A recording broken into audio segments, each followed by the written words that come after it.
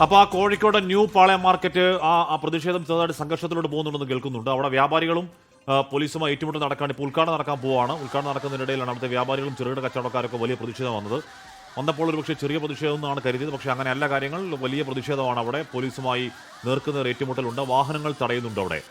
ഷഹദ് റഹ്മാനാണെന്ന് തോന്നുന്ന വാർത്തയുടെ വിവരങ്ങളുമായി ചേരുന്നത്. ഷഹദ് റെഡിയാവുന്നുണ്ട് അവിടെ. എന്തായാലും അവിടെ വ്യാപാരികൾക്ക് ദീർഘനാളായി പരാതിയുണ്ട്. അവിടെ പുതിയ മാർക്കറ്റ് വരുമ്പോൾ ഈ തൊഴിലവസരങ്ങൾ ഈ പറഞ്ഞ ബാക്കി കാര്യങ്ങളൊക്കെ നഷ്ടമാകുമെന്നുള്ള അവരുടെ ആശങ്ക അവിടെയുണ്ട്. ആശങ്ക യഥാർത്ഥത്തിൽ പരിഹരിക്കപ്പെടേണ്ട ആശങ്കയാണ്. നമ്മൾ ഇന്ന് ഇടയ്ക്ക് SKN40 പരിപാടിക്ക് അവിടെ പോകുമ്പോൾ അവിടുത്തെ ചെറുകിട കച്ചവടക്കാർക്ക് ഇക്കാര്യം നമ്മളോട് പറയുന്നുണ്ടായിരുന്നു. അന്നേ പറയുന്നുണ്ടായിരുന്നു ഈ കാര്യങ്ങളൊക്കെ.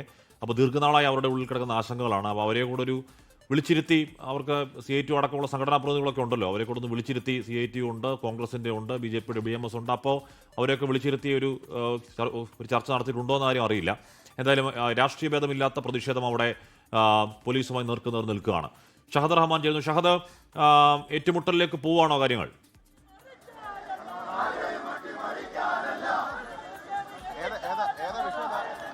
ഹാഷ്മി, അതായത് അല്പസമയത്തിനകം മുഖ്യമന്ത്രി പിണറായി വിജയൻ ന്യൂ മാർക്കറ്റ് ഉദ്ഘാടനം ചെയ്യും. അതിനിടയിലാണ് ഇവിടെ നമ്മുടെ വ്യാപാരികൾ, അതായത് ഇവിടെ പാരമ്പര്യമായിട്ടുള്ള ഈ പാളയം ഓൾഡ് മാർക്കറ്റിലെ വ്യാപാരികൾ പ്രതിഷേധവുമായി രംഗത്തെത്തിയിട്ടുള്ളത്. അതിന് ആദ്യമായിട്ടുള്ള പ്രതിഷേധമല്ല. കഴിഞ്ഞ കുറച്ചധികം നാളുകളായിട്ട് വ്യാപാരികൾ വലിയ രീതിയിലുള്ള പ്രതിഷേധം രേഖപ്പെടുത്തുന്നുണ്ട്. പലതവണ കോർപ്പറേഷൻ ഓഫീസിലേക്ക് കുടുംബസമേതം വരെ മാർച്ചൊക്കെ നടത്തിയ സാഹചര്യം ഉണ്ടായിട്ടുണ്ട്. പക്ഷേ നിലവിൽ ഇപ്പോൾ ഇവിടെ ഈ ആളുകൾ, അതായത് മാർക്കറ്റിലുള്ള വ്യാപാരികളെ പ്രകോപിപ്പിക്കാനുള്ള പ്രധാനപ്പെട്ട കാരണം എന്ന് പറയുന്നത്, അതായത് ഇവിടെ ഈ പ്രതിഷേധം നടക്കുന്നതിനിടയിലാണ് ഈ ഓൾഡ് പാളയം മാർക്കറ്റിൽ നിന്ന് ന്യൂ പാളയം മാർക്കറ്റിലേക്ക് ഒരു വിളംബര ഘോഷയാത്ര എന്ന നിലയിൽ ഒരു മാർച്ച് അതായത് വിളംബര ഘോഷയാത്ര ഇവിടേക്ക് പോയിട്ടുണ്ടായിരുന്നത്.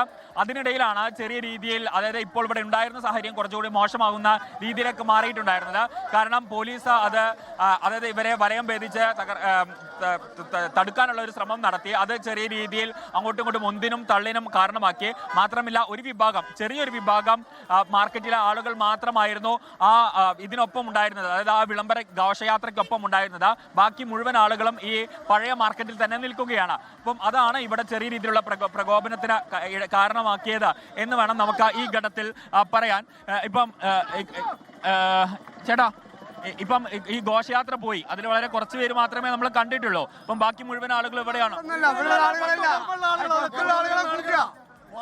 ആളുകളെ കൂട്ടാണ് ഇങ്ങനെ പരാജയപ്പെടുത്തി. അതാണ് നിങ്ങളിപ്പം ശരി. അപ്പോൾ ഷാദ് റഹ്മാനാണ് അവിടെ നിന്ന് വിശദാംശങ്ങളുമായി ചേർന്നത്. അവർ പ്രതിഷേധത്തിലാണ്. നല്ല കടകളൊക്കെ സ്വകാര്യ വ്യക്തികൾക്ക് കൊടുത്തു, അതിനുശേഷം ഉള്ള കടകളൊക്കെയാണ് അവർക്ക് കൊടുക്കുന്നത്. ഇങ്ങനെ പല കാര്യങ്ങളും ജീവിതങ്ങളെ ബാധിക്കുമെന്നുള്ളതാണ് അവർ ആശങ്ക.